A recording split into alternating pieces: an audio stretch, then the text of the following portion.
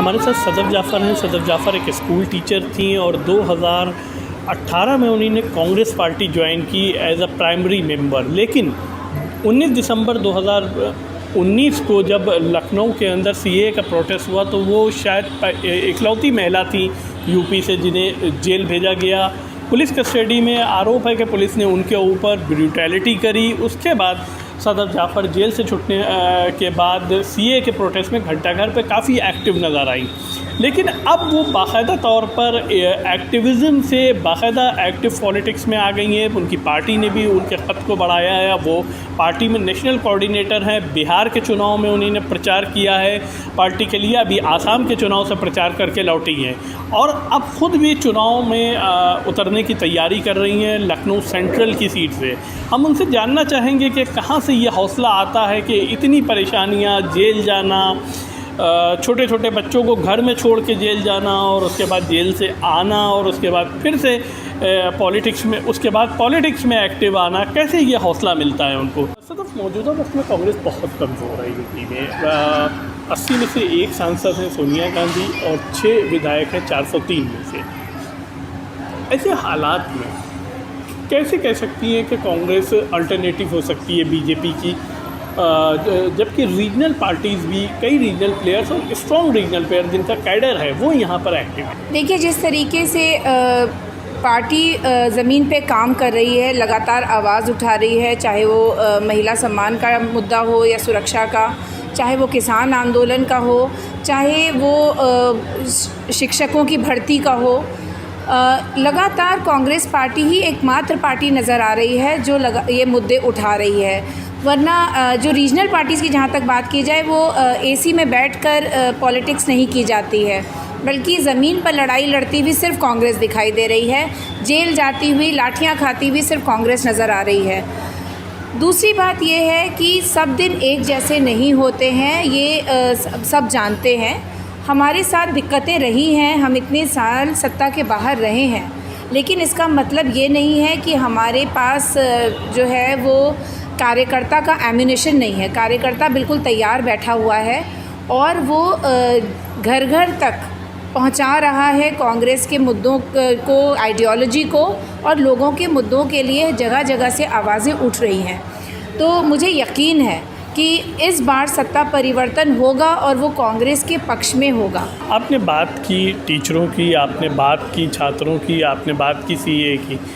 देखा यह गया है कि पिछली कई बार से ऐसा हो जाता है कि एकदम से नरेंद्र मोदी आते हैं या ख़ुद योगी आदित्यनाथ के भाषण होते हैं और पूरी तरीके से माहौल जो है एक कम्युनल माहौल में कन्वर्ट हो जाता है और पूरी तरीके से सारे मुद्दे बैक बर्नर पे चले जाते हैं और इन मुद्दों के ऊपर चुनाव आ जाता है एकदम से। इसको काउंटर कांग्रेस कैसे करेगी? देखिए, पिछली बार नरेंद्र मोदी जी जब 2017 में आए थे चुनाव प्रचार करने, तो जब वो बोल रहे थे तो शायद उन्हें भी यकीन नहीं था कि वो किस तरीके से इसको जो है वो साक्षात करके दिखाएंगे। उन्होंने कहा था कि अगर कब्रिस्तान बन रहे हैं तो शमशान बनना चाहिए।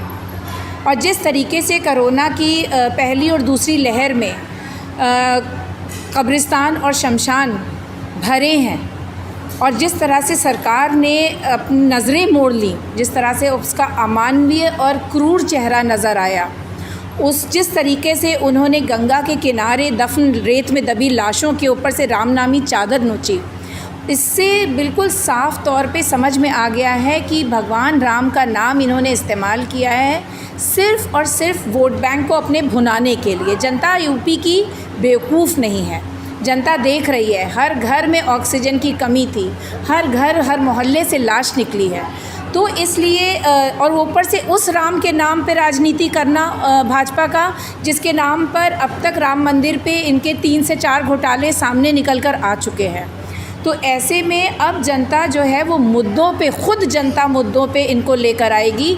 अगर वो नफ़रत की बात करेंगे, मंदिर मस्जिद पाकिस्तान की बात करेंगे, तो जनता पहले कहेगी रोटी कपड़ा और मकान, दवाई और पढ़ाई का क्या हुआ, जो आपके मैनिफेस्टो में वादे थे उसका क्या हुआ।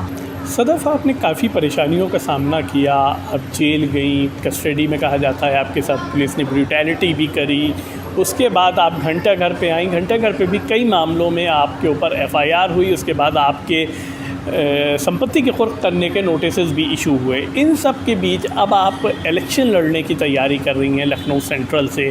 किस तरीके से, क्या चीज़ वो है जो आपको ये हौसला देती है कि आप अभी भी पब्लिक के बीच में रहना चाहती हैं या आप पब्लिक के बीच में जा रही हैं?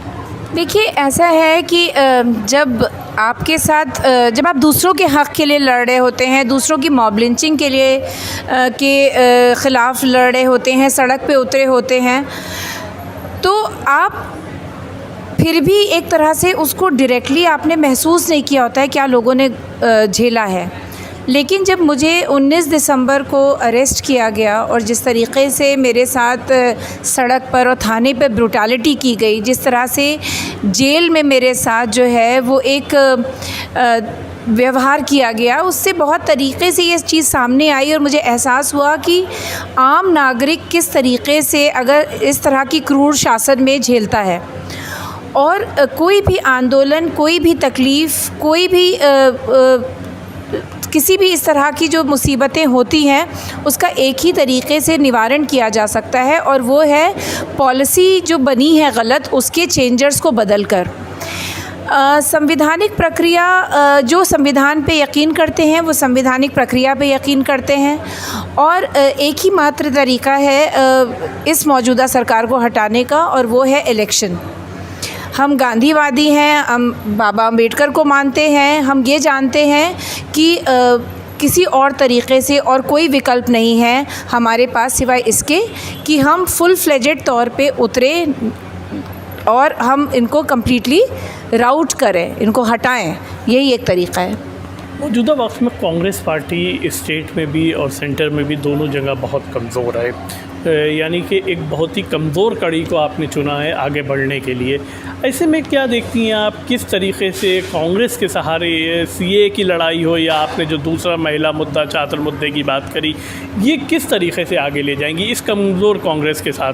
आपकी पार्टी में प्रियंका गांधी को यूपी का इंचार्ज बनाया, उनको भी कहा जाता है कि वह टूरिस्ट की तरीके से आती हैं और चली जाती हैं यहाँ से, यूपी से मुस्तकिल वो कभी यहाँ पर नहीं बैठी। ऐसे हालात में, ऐसे सूरत हाल में किस तरीके से आप आगे बढ़ पाएंगी और किस तरीके से आप अपने संघर्ष को आगे ले जाएंगी? देखिए, प्रियंका गांधी जी के लिए कहा जाता है कि वो परमानेंटली यहाँ पे नहीं रह रही हैं या वो नहीं आ रही हैं। एक बात तो ये कि वो बहुत जल्द आने वाली हैं और वो रहेंगी, लेकिन उनके आने न आने से उनकी विचारधारा यहाँ पे उनके एक एक कार्यकर्ता, प्रदेश अध्यक्ष अजय कुमार लल्लू जी, ये सब उनकी और पार्टी की विचारधारा को आगे बढ़ा रहे हैं। हम सब कुछ जो कर रहे हैं उनके निर्देशानुसार कर रहे हैं। जिस तरीके से सीए में वो बिलरियागंज गई, जिस तरीके से बिजनौर गई, मेरे लिए आई और तमाम बातों पे उठाती रही हैं बात, हाथरस की बेटिया के लिए आई, उन्नाव के लिए आई, उन्नाव में जो हुआ उस बच्ची के साथ तब आई। तो ऐसा नहीं है कि प्रियंका गांधी जी आ नहीं रही, मौजूद रहकर, यहाँ पर रहकर ऐसी बहुत सारी जो हैं वो पार्टियां हैं जिनके नेता यहाँ पे ख़ुद मौजूद हैं, लेकिन वो सड़क पर उतरे नहीं, घरों से एसी से बाहर नहीं निकले।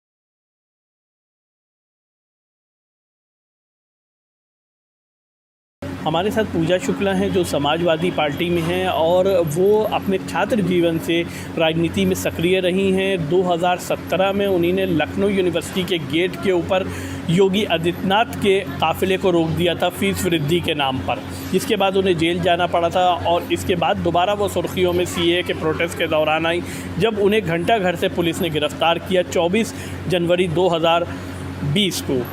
पूजा अब लखनऊ उत्तर से चुनाव लड़ने की तैयारी कर रही हैं। अभी ये नहीं तय है कि उनकी पार्टी उनको टिकट देगी या नहीं देगी, लेकिन वो किस तरीके से, किस विश्वास के साथ पॉलिटिक्स में आ रही हैं, इसके ऊपर हम पूजा शुक्ला से बात करेंगे। पूजा, आपने काफ़ी दिक्कतों का सामना किया है, अपने छात्र जीवन से लेके आंदोलन किए हैं और घंटा घर सीए प्रोटेस्ट तक।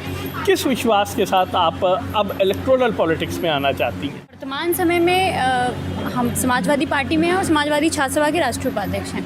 आपको मालूम होगा कि 2012 के बाद से लखनऊ विश्वविद्यालय में लगातार मैं छात्र नेता के रूप में सक्रिय रही, छात्रों के हितों पर लड़ती रही। और सबसे कठिन होता है किसी महिला का राजनीति में आना। एक तो एक बहुत बेहद आम परिवार से, और आम परिवार के साथ साथ महिला होने के नाते बहुत तरह की चीज़ों का सामना करना पड़ता है और लगातार उन संघर्षों से, उन चीज़ों से, जो परिस्थितियाँ मेरे सामने रहीं, मैंने बहुत कुछ सीखा और मुझे ये लगा कि अगर वर्तमान समय में परिस्थितियों को बदलना है और महिलाओं की स्थितियों को बदलना है तो मुख्य धारा की राजनीति में आपको आना ही पड़ेगा। और कहीं ना कहीं समाजवादी पार्टी के राष्ट्रीय अध्यक्ष श्री अखिलेश यादव जी से मिलने के बाद 2017 में मुझे ये ऐसा लगा कि अगर वाकई में जो 12 से 17 का कार्यकाल रहा जिसमें महिलाएं अपने आप को बहुत सुरक्षित महसूस करती थी, कन्या विद्याधन, लैपटॉप जैसी उनको सुविधाएं दी गई, तो कहीं ना कहीं मुझे लगा कि एक संवेदनशील नेतृत्व के साथ जुड़ करके बेहतरी के साथ काम किया जा सकता है। और मैं समाजवादी पार्टी से जुड़ी